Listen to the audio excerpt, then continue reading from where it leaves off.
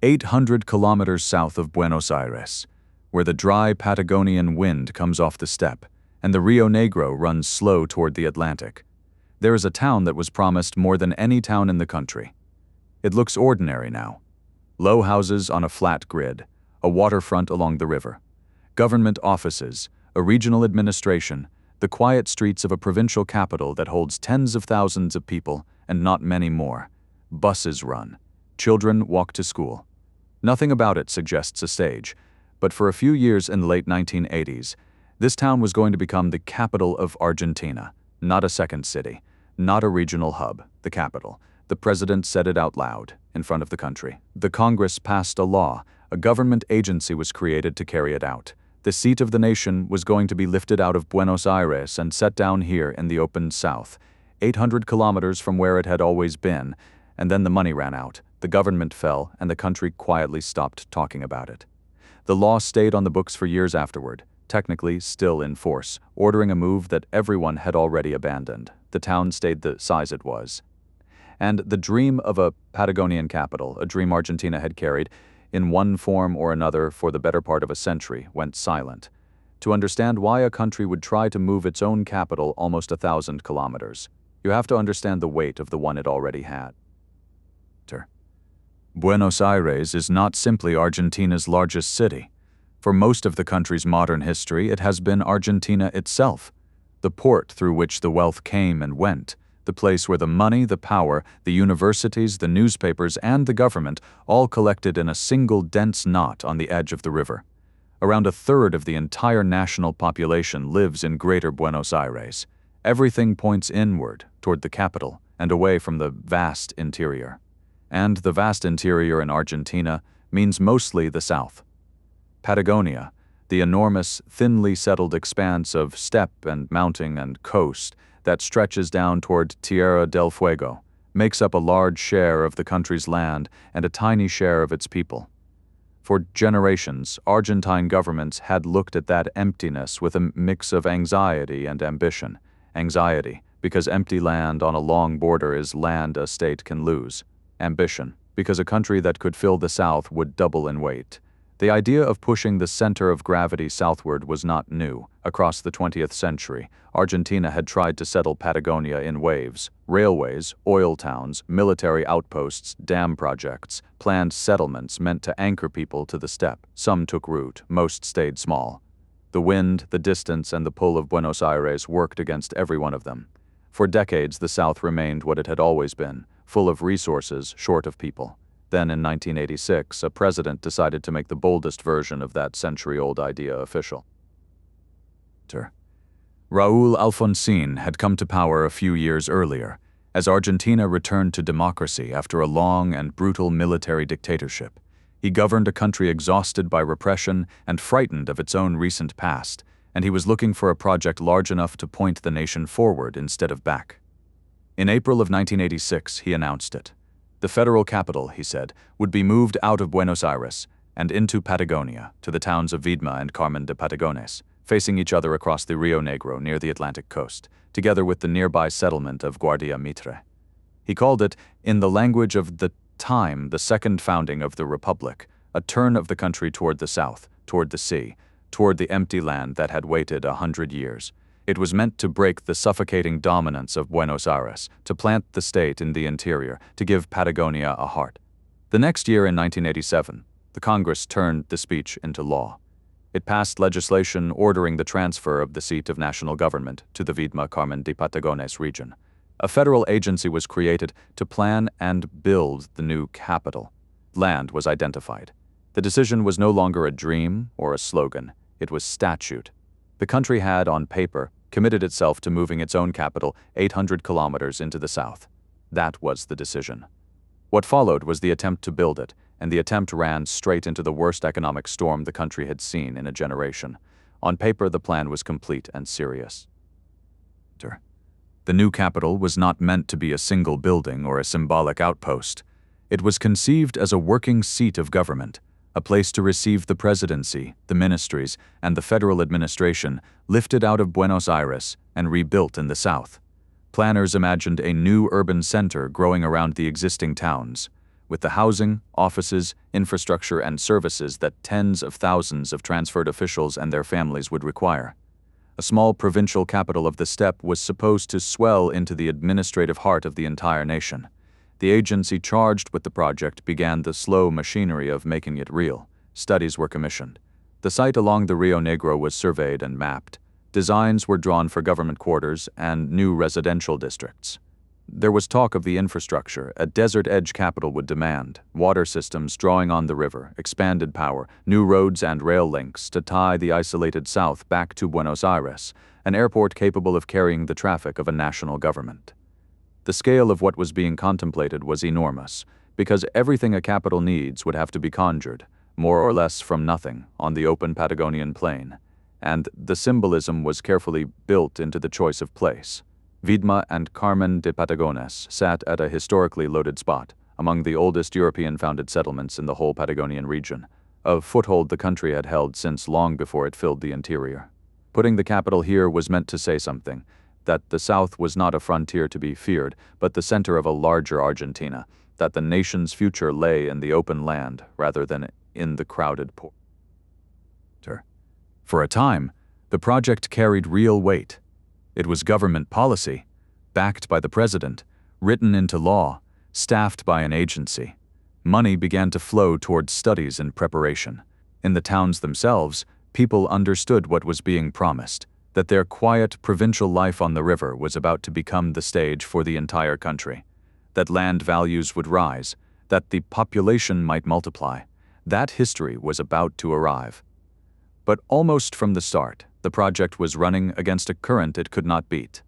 The current was the Argentine economy.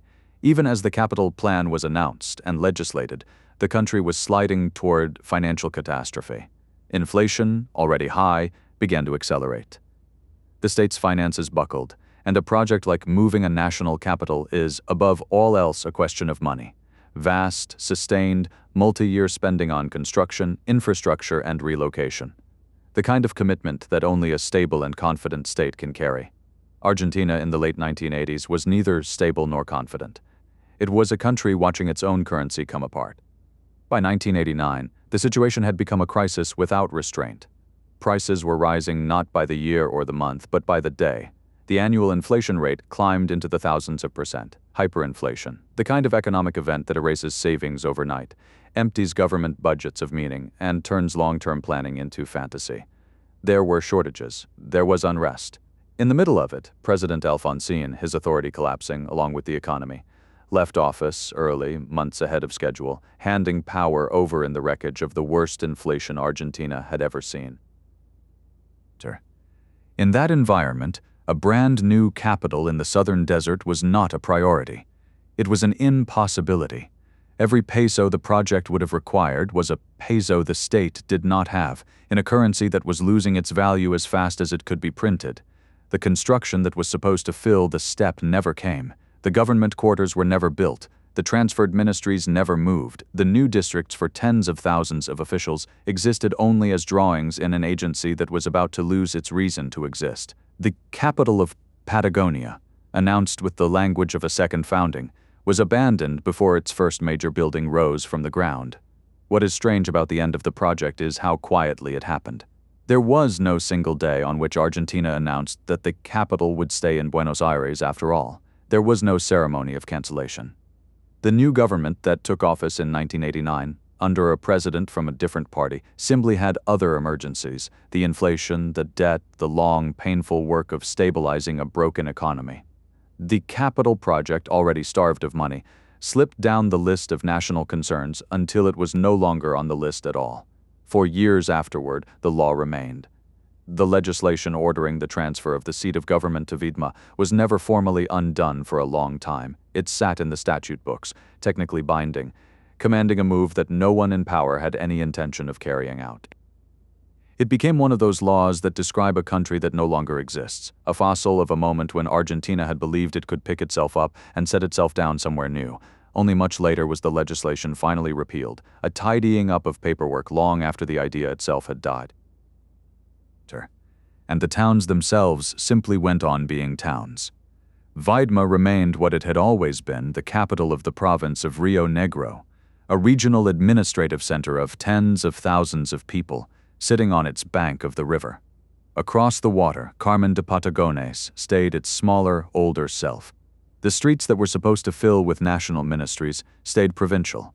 The land that had been surveyed for a federal capital stayed steppe and small lots. Where there might have been government towers and the apartments of a relocated bureaucracy, there is the ordinary fabric of a mid-sized Argentine town, a waterfront, a grid of houses, schools, shops, the slow rhythm of a place far from the center of things.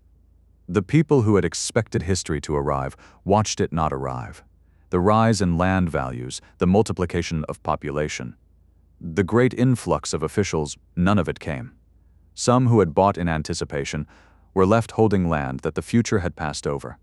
The towns absorbed the disappointment the way distant places usually do, quietly, without anyone outside noticing, and carried on. What makes Viedma a true Forsaken Atlas story is not ruin. There are no abandoned skyscrapers here, no empty boulevards, no decaying monuments to point at, because the capital was stopped before it could be built. The thing that was forsaken was not concrete. It was the idea. A country had declared in law and in speech that it would remake itself around this point on the map, and then the country fell into crisis and let the declaration evaporate, and the place was left holding a promise that the state would never honor. The deeper silence is the one around the whole ambition behind it. The Viedma plan was the last and loudest version of a dream Argentina had carried for the better part of a century. The dream of finally filling the South, of pulling the nation's weight away from the overcrowded port and into the empty land. When the capital project collapsed in the hyperinflation, that larger dream collapsed with it, more or less for good. No government since has tried anything on that scale. Patagonia remains what it was, enormous, resource-rich, and nearly empty. Buenos Aires remains what it was, overwhelming, dominant, and full. The relationship the move was meant to break is the same relationship the country lives with today. Stand on the riverbank at Viedma now, and there is nothing to mark what almost happened. The wind comes off the steppe, the way it always has. The river runs to the sea. A provincial capital goes about its business on ground that was, for a few years in the late 1980s, supposed to carry the whole of Argentina. These are the places power forgot. There is a particular kind of failure that leaves nothing behind to photograph. Most abandoned places announce themselves. There is a tower no one entered, an airport no plane landed at, a city built for 1 million and inhabited by a few thousand. The evidence of the ambition is standing right there, empty, impossible to deny. Viedma is the other kind. The ambition here was just as large, a country trying to move its own capital, to relocate its center of gravity by 800 kilometers, to refound itself in the south. But it failed at the stage of money and will before the stage of concrete, so the only ruin is in the archive, a law that ordered a move that never came, an agency that planned a city that was never built, a presidential speech about a second founding that the country quietly chose not to remember. It is worth asking what it would have taken. Not better drawings, not a better site. The towns on the Rio Negro were as good a place as any. What it would have taken was an economy steady enough to spend, year after year, on a project whose payoff lay decades in the future.